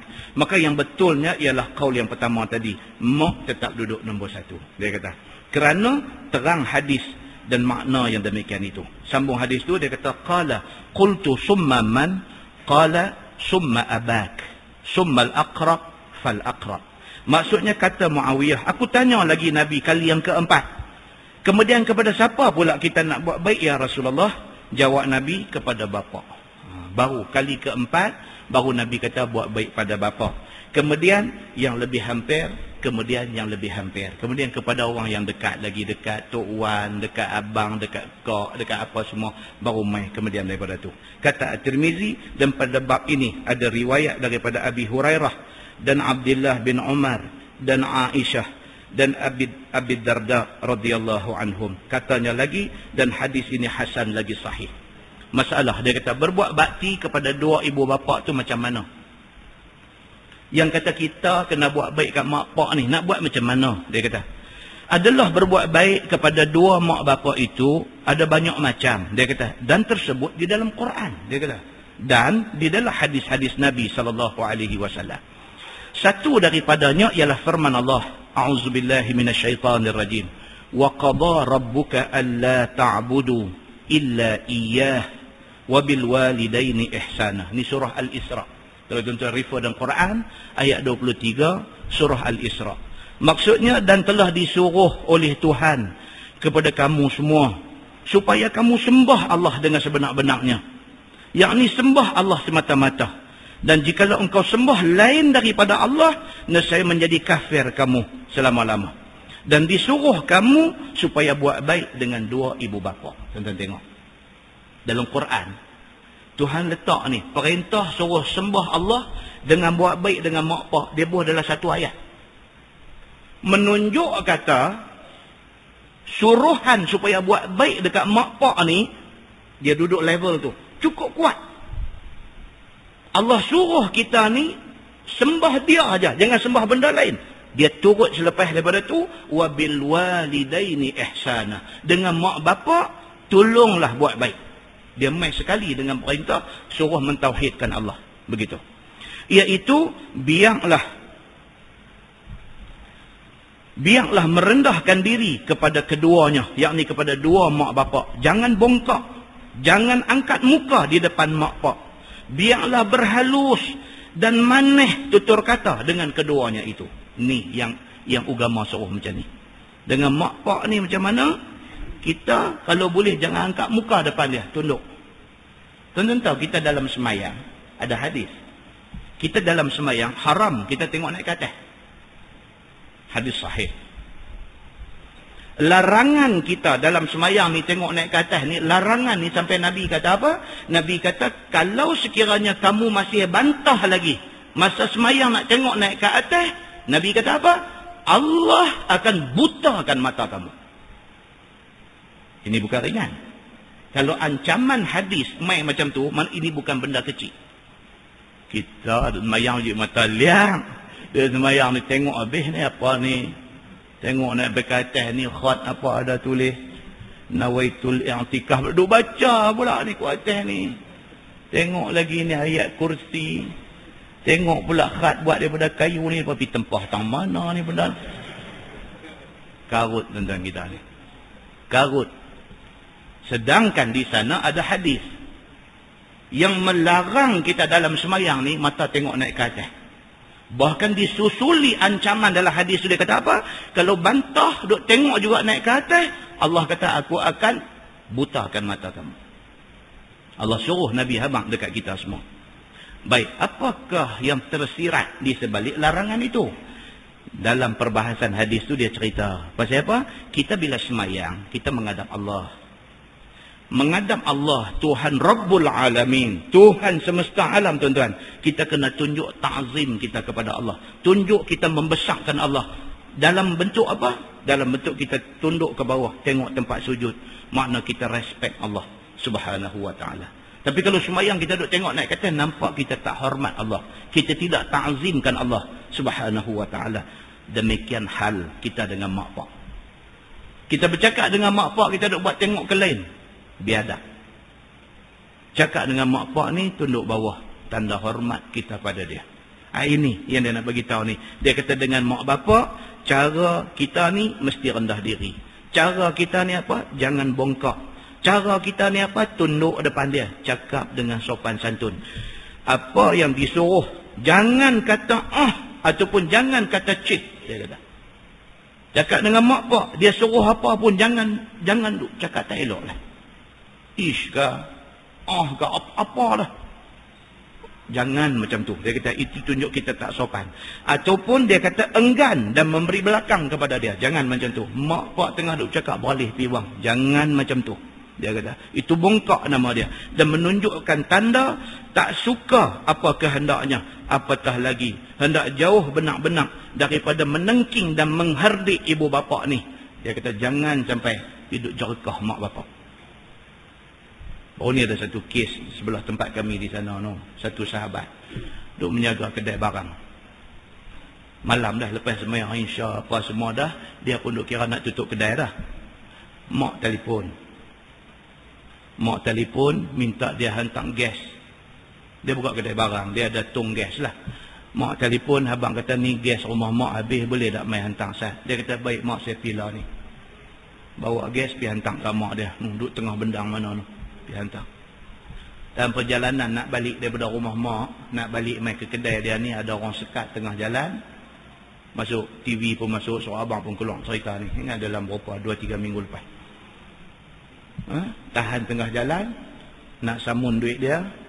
Lepas tu takek dia ni, menurut cerita sahabat yang mandi mayat ni, kata mata sampai terkeluk. Takek sampai tak kenal rupa, kerana nak ambil duit apa duit tu. Pergi buat lagu tu ke dia. Lepas tu hawin dia masuk tali ayam. Allah Ta'ala Maha Besar, dia tak masuklah tali ayam tu, dia dan hanggau apa kan, dia tak jatuhlah ayam. Mulut ni tak ada lain melainkan Allah, Allah, Allah duk bunyi. Orang dengar ni dari mai. Allah simpan dia dulu. Dan pula duk habang dekat orang. Dia tanya siapa buat hang ni. Dia habang lah. Sama sekampung. Dia habang siapa dia yang buat ni. Siapa dia apa. Semua habang elok. Lepas tu dan mengucap. Semua sempurna elok. Baru habis. Bila kawan hak pi pangku dia sebelum dia mati ni mai cerita, dia pun tak tahu cerita dia ni balik pada rumah mak. Kemudiannya baru dapat balik cerita, rupanya dia tinggal kedai tu pi hantar gas di rumah mak. Orang kata apa? Kerana dan buat baik kat mak tu, Allah bagi dia macam ni. Tengok ke keadaan dia tu, kira tak ada dah. Tengok ke keadaan dia tu, tak mungkin dah boleh hidup dan tunggu orang mai habang apa patut-patut mengucap cantik-cantik. Tengok ke keadaan tu, tak mungkin dah dia boleh hidup. Allah simpan dia. Pasal apa? Setengah pihak cakap apa? Dan buat baik dekat mak sebelum mati tu. Tuan-tuan, muslimin dan muslimat yang dirahmati Allah sekalian. Banyak entah ni ke depan insya-Allah lagi sekali kuliah kita akan baca cerita yang tuan-tuan biasa dengar. Tentang satu orang abid billah, nama dia Juraij. Kita akan baca. Depan ada, ke depan sikit ada cerita tentang Juraij. Macam mana hal dia dengan mak dia, kesudahan apa jadi kat dia. Kita boleh baca benda ni, dan benda ni sabit daripada hadis yang sahih.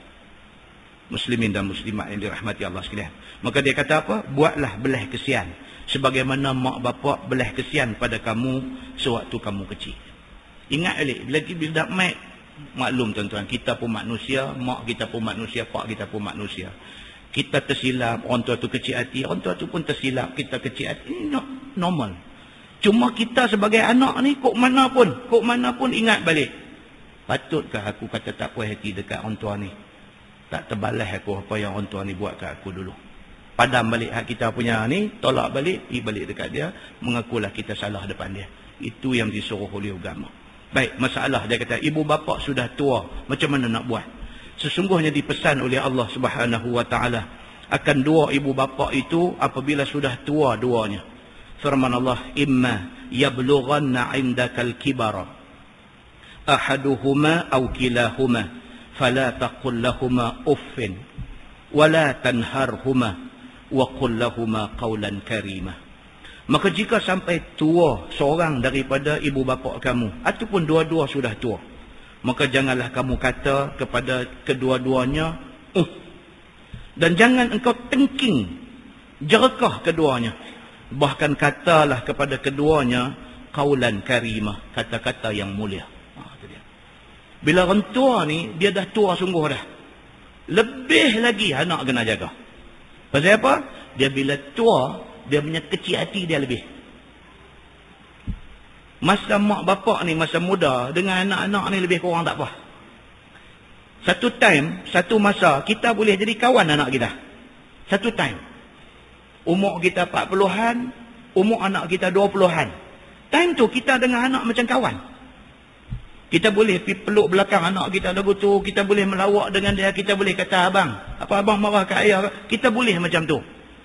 Lebih kurang anak buat ni kita boleh telan macam tu aja. Pasal apa? Umur kita masa tu 40-an. Dia main umur 70-an, tuan-tuan. Oh, dia super sensitif. Super sensitif. Anak balik main rumah tak ada duduk nak balik dah pun dia dah. Oh, dia kecil hati, dia dah jadi tak seronok dah. Walhal anak tu tak apa, memang dia nak kena balik cepat pasal dia ada mesyuarat apa-apa. Dah, orang tua ni tak boleh lah. Tak boleh dah, dia tak ada main dengan cucu. Tuan-tuan anak nak balik dah cucu dia. Tu pun dia dah jadi kacau dah, dia dah boleh jadi muka jadi. Tuan-tuan, kita hari ni kita tak duduk umur tu, kita boleh kata macam-macam. Panjang umur tuan-tuan, kita duduk umur tu. Kita duduk umur tu, baru kita rasa, oh dulu aku duduk buat kat orang tua aku. Macam ni rasa rupanya. Nampak tuan? Dunia bulat. Mau ingat yang tu satu. Dunia bulat. Tuan-tuan start pengembaraan tuan-tuan nak pusing dunia ni, start daripada Jitra. Jalan. Satu hari tuan-tuan sampai Jitra balik. Panjang umur sampai Jitra balik. Dia tak pi jatuh tak mana tak ada. Dia bulat. Dia lagu duk pi lagu tu. Dia pi lagu tu sampai balik ni lagu biasa tengok. Memanglah kampung hang, memanglah hang biasa tengok. Dia balik ke point tu balik. Nampak tuan? Ini yang kata kita manusia, mau duk backup belakang ni. Jangan duk lupa. Kita buat tahana kat mak pak kita hari ni. Tuan-tuan, tak pergi ke mana tuan-tuan. Tuhan akan taruh anak kita buat tahana kat kita esok. Na'udzubillahi min zalik. Jangan lagu tu. Kita buat kat mak pak kita, anak kita duk tengok. Anak kita duk tengok. Satu hari dia buat balik kat kita. Kita nak kata apa pun tak boleh. Pasal apa? Dia kata dulu bapa buat kat tok macam ni. Tuan-tuan, benda ni semua orang kena ambil insaf. Dia lagu tu. Baik. Dengan sedikit firman Allah itu, tahulah kita bahawa Tuhan mewajibkan ke atas anak biar lembut, biar buat baik kepada dua ibu bapa. Istimewa pula apabila kedua ibu bapa sudah tua. Dia kata. Istimewa pula. Maka pada masa dah tua itu, tiadalah keduanya berdaya mencari hal kehidupannya lagi. Bila dah tua ni, dia tak larat kerja dah. Tuan-tuan gamak ke tuan-tuan? Kita Allah Ta'ala bagi dekat kita rezeki, pendapatan, cantik, elok apa semua. Pak kita umur 70, duduk turun pergi ke bendang lagi. Gamak ke kita tengok? Gamak ke kita tengok ni rentua ni dulu duk bela aku dengan titik peluh dia duk buat bendang. Hari ni aku ni hasil daripada bela dia ni, aku jadi macam aku hari ni ni. Gamak ke kita nak tengok dia umur 70 duk turun pergi ke bendang, duk buat bendang lagi. Kecuali ada satu sahabat kita di Tikam Batu itu ni kan. Oh, saya tak boleh dengan orang tua ni. Dia ikut kuliah saya merata. Allah yarham Pak Haji ni. Tak boleh dengan dia. Kan? Macam mana Allah bagi kat dia lah tuan-tuan. Semayang 5 waktu di masjid. Tiap-tiap kali habis semayang, Quran tak pernah tinggal. Quran tak pernah tinggal. Sampai hari nak habis umur pun. Last semayang, Quran baca juga lagi. Dia buat bendang. Anak-anak bagus semua. Dia buat bendang. Orang pergi tanya dia. Baca Pak Haji. Anak semua bagus-bagus, berjaya semua, pangkat besar. Dia tak larang ke Pak Haji buat bendang? Orang kampung pergi tanya dia. Dia jawab apa dekat orang yang tanya ni? Dia kata anak-anak. Dia kata mau tak larang. Marah bukan cakap larang. Marah ni dia kata ni. Dia duk buat ketegang, duk buat bendang ni. Habis dah Pak Haji duk buat juga. Buat apa? Tentang dia jawab apa tuan? Dia kata saya buat benda ni pasal saya nak keluar zakat. Dia kata. Habis. Bukan pasal masalah anak tak tolong, bukan pasal anak tak bagi duit, bukan pasal nak cari makan. Saya buat benda ni pasal saya nak keluar zakat. Dia kata. Kalau saya berhenti buat benda, tak ada lah nak bagi zakat. Buat padi ni tak ada lah. Dia kata jadi saya ni, dia kata lama dah. Dia kata duk boleh buat keluar zakat ni. Dia kata tak. Pasal itu yang duk buat juga tu, pasal nak bagi zakat. Habis kawan tanya tu pun, apa aku boleh pergi tanya dia benda macam ni kan. Nampak kan? Dan dia bukan kata nak pergi duk jual, nak buka kancing baju duk habang kat orang. Dia macam tu punya baik dah. Tak pernah dia habang kat siapa. Tapi pasal dah kawan ni mai duk himpit tanya, dia habang kat kau ni ya. Kawan ni lah yang pergi duk habang kat orang semua ni, kau ni ya.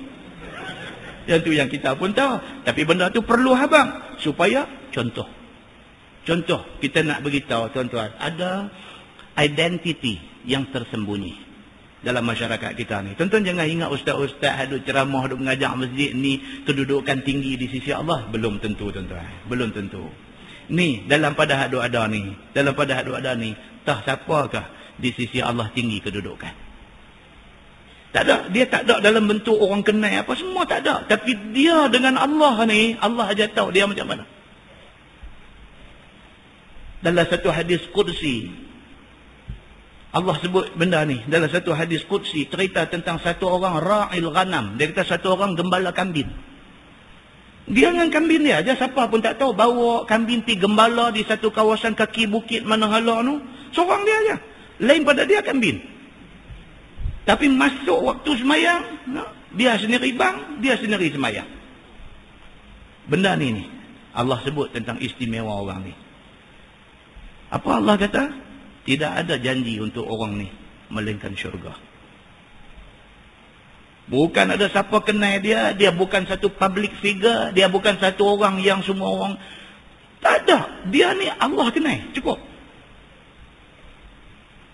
Belah kambing aja. Time dia bang, dia semayang seorang. Istiqamah dia dengan amalan tu daripada dulu-dulu sampai hari mati dia macam tu. Allah kata apa? Aku tak ada janjilah dekat orang macam ni. Aku tak ada apa dah nak janji dekat dia. Melainkan syurga. Itulah yang semua orang cari tuan-tuan. Itulah yang mufti cari. Itulah yang qadi-qadi cari. Itulah yang tok-tok guru alim ulama cari. Itulah yang semua orang Islam cari. Apa dia? Keredaan Allah dan janji syurga kepada kita.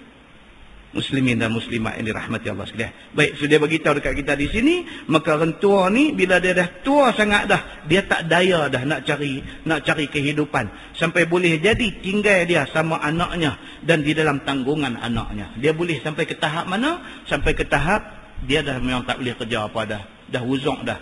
Dia kembali duduk dengan anak dia. Kalau dulu anak dia duduk dengan dia, sampai satu time dia kena duduk dengan anak dia. Tapi beza dia apa tuan-tuan? Beza dia masa dia belah kita dulu, dia tak mau kita mati. Kalau kita sakit, doktor kata sakit kita ni teruk, mak bapak ni sanggup doa dekat Tuhan, minta ya Allah kalau boleh tukar sakit anak bagi ke dia, sihat dia bagi ke anak. Dia sanggup buat macam tu. Beza dia apa dia? Bila rentua ni sakit mai duduk dengan anak nak apa? Dia boleh jaga seminggu, dia boleh jaga sebulan, bila duduk main setahun. Dia kata lihat nyawa orang tua ni dia lah.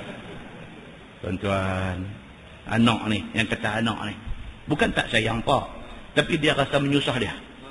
Dia rasa dia kata bukan, dia kata aku bukan minta apa aku mati. Dia kata tapi daripada dia duduk menanggung susah ni, kalau mati pun bagus. Dia kata tengok tuan, tak senonoh punya cakap. Inilah beza apa dia? Mak bapak jaga anak dengan anak jaga mak bapak. Beza dia tang tu. Dia jaga macam mana pun dia lintas main dalam hati. Dia main serendeh ke dalam hati kita. Dia serendeh bercalang hati tu. Dia kata orang tua ni banyak akal. Dia main bunyi kereh kata tu, dia bercalang dalam. Tuan-tuan, mintalah Allah jangan bagi kita jadi macam tu. Tak mau tuan-tuan, macam tu tak mau. Baik, maka hendaklah anak pada masa tu kuat sabar, dia kata. Atas mengambil hati dua ibu bapa yang sudah tua ni. Kena sabar kuatlah. Anak yang kena macam ni ujian besar kat dia. Kena sabarlah. Kita budak-budak masa kecil berak, mak bapak boleh buang tahi kita. Orang tua ni umur 80 90 dia berak teh kati. Kita nak buang tahi dia boleh tak boleh tuan-tuan? Oh, kita anak jantan, kita kata kat bini kita menantu. Kita kata kat dia, hang tolong pergi buang dah. Bini tarik muka pula. Bini pula pergi kata kat kita. Dia kata, abang seorang ke anak orang tua ni? Nampak tuan? Jadi tak jadi tuan-tuan benda ni dalam masyarakat? Jadi. Abang seorang ke anak mak ngayah ni, dia kata. Nu ya Kuala Lumpur awak tak ambil tahu langsung? Nu awak haduk di Ipoh sampai tak tanya abang langsung? Pasal apa ni semua mai panggu mai kat kita? Bini pula pergi buh lagu tu tuan-tuan. Kita pun ikat serban ekor mai depan. Dia penin. Kita ni jadi penin. Hak ni mak pak, hak ni bini. Dia penin. Ikat tak sedang duk puasa apa nak mai ekor duk turun kat depan. Dia jadi celaru. Muslimin dan muslimat yang dirahmati Allah sekalian. Ini agama nak beritahu kita apabila datang kehendak mau makan ataupun mau pakaian ataupun nak menjaga busuk hancin orang tua ni, maka janganlah balas dengan kata yang bermacam-macam. Apa semua tak mah, dia kata. Bila mai ke tahap tu, nak kena jaga dia ni di rumah ni. Kencing berak dia dengan apa dia ni, apa semua jagalah masa tu. Ujian paling besar. Maka jadi menunjuk tanda meluat dan benci dan tidak suka apa kehendak ibu bapa itu. Jangan sampai nampak ke muka kita ni benci meluat kepada orang tua ni. Jangan sampai lagu tu, dia kata. Dan dia kata, maka bila didengar demikian katamu ataupun dilihat tingkah lakumu yang tidak suka kepada dia, barangkali membawa kepada kecil hati keduanya. Mak pak ni, dia yang kata super sensitif. Anak tunjuk, dia tangkap lah. Anak tunjuk. Dia mai daripada kampung ni pergi rumah anak duduk di mana Damansara Heights, mana Kuala Lumpur no. Orang besar-besar kan. Sampai apa semua turun-turun dengan uncang bawa cepedak pula 2 biji kan. Dia tengok-tengok, dia kata ni nampak aku nak jadi isi tenggang lah, dia kata. Dia pergi buka pintu pagang. Dia kata, Wat, yang tak abang nak main ni. Dia kata, dia berasa macam jiran kiri kanan tengok. Dia kata, ayah lain kali abang, saya hantar driver pergi ambil. Ni, pasal main ni, main turun taksi, dua uncang tu dia tak boleh tengok. Tuan-tuan, bukan drama TV aja dia buat lagu tu. Dalam kehidupan kita ni, ada benda-benda macam tu. Ada. Kerana tu dia jadi filem. Pasal ada dalam masyarakat kita ni macam ni. Dan dia kata menduka citakan keduanya. Mak pak ni bila dia sampai tengok ayah muka kita, dia orang tua tuan-tuan, 90 tahun hidup.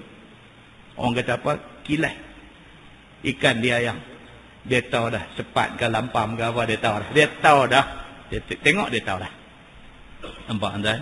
Dia tengok anak buat lagu tu, dia tahu dah. Dia tahu dah tak suka. Dia beralih kat bini dia kata apa?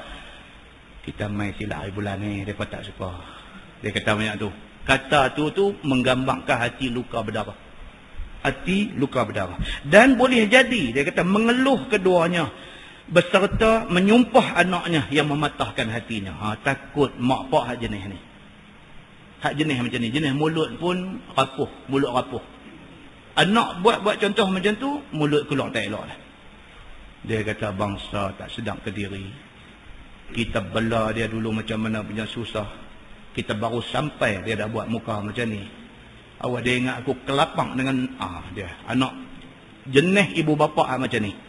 Maka cederalah anak ni. Bukan cedera mak bapa ni. Cedera anak tu. Pasal apa? Akan datang tuan-tuan akan jumpa satu tajuk apa? Doa. Setiap benda yang keluar daripada mulut mak, mulut pak adalah doa. Jangan sampai keluar benda tak elok. Kerana itu doa tak elok kepada anak dia. Dia ada hadis akan mai tentang benda ni. Maka jadilah pula jatuh celaka akan sumpah itu kepada anaknya. Dia kata boleh jadi celaka hidup anak ni. Pasal mak, pasal pak sudah terkeluar kalam macam tu di mulut mereka. Baik, merendah diri dan mendoakan kedua ibu bapa. Maka itu pun telah dipesan juga oleh Allah Subhanahu wa taala dalam Quran, waqfid lahuma janahadh-dhulli minar rahmati wa qur rabbirhamhuma kama rabbayani saghira. Maksudnya dan rendahkanlah bagi kedua ibu bapa itu akan lambung kehinaan kamu kerana kesian kepada mereka. Jangan kamu tunjuk sombong di depan ibu dan bapa kamu. Bahkan hendaklah rendah diri. Dan merendah diri itu bukan kerana apa? Bahkan kerana belah kesian kepada ibu bapa. Tidak kerana takut, aib dan sebagainya. Dan katakanlah olehmu bagi kedua ibu bapa itu dengan perkataan doa. Itu dia. Kita ni dengan mak pak satu benda. Doa jangan lupa. Doa jangan lupa. Itu sebab alim ulama. Bukan hadis. Alim ulama. Mereka duduk sulam masuk masa kita semayang. Baca Fatihah. Tu imam sampai waladhalin tu. Mereka kata apa? Rabbi ghfirli wali walidayya. Lepas tu amin. Ini pendapat alim ulama. Niat dia baik. Niat dia apa? In between waladhalin dengan sebelum amin tu. Selit satu doa dekat mak pak. Rabbi ghfirli. Ya Allah ampunkan dosa aku. Wali walidayya. Dan dua ibu bapa aku. Nak ambil amin semua orang tadi. Pasal hadis kata, amin tu serentak dengan amin malaikat. So dia pergi selit tu. Jadi bolehkah buat amalan macam tu? Macam-macam cerita. Oleh kerana benda tu tidak ada dalam hadis, saya mencadangkan tak usah buat. Pasal apa? Pasal itu Nabi tidak pernah suruh buat. Doa untuk ibu bapa tempat lain. Jangan di tempat tu. Pasal semayang ni ibadat khusus. Kita kena semayang ikut cara Nabi sallallahu alaihi wasallam. Tak boleh kita pergi duduk tokok tambah doa tu, doa ni tak boleh. Dia kena ikut macam yang Nabi tunjuk. Yang tu satu. Baik. Kemudian dia kata apa? Doa banyak kepada ibu bapa. Di antara doa yang dicadangkan oleh Al-Quran tadi, dia kata apa? Rabbirhamhumah kama rabbayani saghirah. Wahai Tuhanku, belah kesianlah kiranya engkau akan dua ibu bapa, sebagaimana mengasuh keduanya akan daku pada waktu kecil aku dulu. Minta macam tu. Ya Allah, bagilah rahmat kepada mak ngayah ni macam mana dulu mereka kasih aku sewaktu aku kecil. Nah, wallahualam. Kita berhenti tahun tu. Lepas ni dia masih lagi di bawah tajuk tu, amal yang lebih afdal itu apa dia? Dia buat main hadis lain pula. Selain daripada buat baik kepada ibu bapa, apa lagi amalan-amalan yang dianggap sebagai amalan terbaik? Ada hadis lain nanti mai. Kemudian dia akan main satu tajuk, tuan-tuan. Bab ma jaa min al-fadli fi ridha al-walidain. Iaitu kelebihan kita bagi mak bapak redha dan suka hati. Apa kelebihan yang anak-anak akan dapat. Kemudian dia akan main lagi cerita fi uquqil walidain. Yang ni penting. Cerita tentang derhaka ibu bapa. Apakah yang disebut oleh Nabi SAW dalam hadis tentang bencana yang akan kena orang yang derhaka mak pak ni? Dulu duk keluar dalam internet, daripada sebar melalui telefon, handphone, kunun-kunun cerita kata ada satu tu kunun jadi di negeri Arab mana ke, beranak mai keluar anak tu macam ikan pari apakah satu. Lepas tu pula keluar pula kunun ceritanya kata sebuah hospital di Saudi keluar main anak rupa ular. Apa macam-macam, apa betul tak betul itu satu. Kalau betul, apakah hikmah di sebalik Allah mentakdirkan benda-benda macam ni? So dia ada kaitan dengan kita nak baca ni fi uquqil walidain. Derhaka ibu bapa ni apa akibat dia? Apa hadis yang main yang mengatakan bencana yang akan menimpa anak derhaka ni apa dia? Dia ada. Kemudian dia mai fi ikram sadiqil walid. Nak cerita kata kita disuruh muliakan orang yang dulu jadi kawan pak kita. Sadiqil walid. Sadiq kepada walid kita. Pak kita ada kawan dia dulu. Hari ini kita jumpa kawan pak kita. Kita kena jaga dia. Muliakan dia. Pasal apa? Pasal dia pernah kawan dengan pak kita. Dia ada hadis mai cerita macam-macam mana. Fi birril khalah. Cerita tentang kita disuruh buat baik kepada mak sebelah, kepada mak penakan sebelah mak. Mak penakan sebelah mak. Maksudnya kak mak kita ataupun adik mak kita. Dia ada satu hadis khusus mai suruh jaga mak penakan sebelah mak ni. Itu satu. Kemudian dia mai fi da'watil walidain. Cerita tentang doa ibu bapa. Yang ni yang kita kata ni cerita tentang Juraij yang mak dia sudah disebut tak elok kepada dia.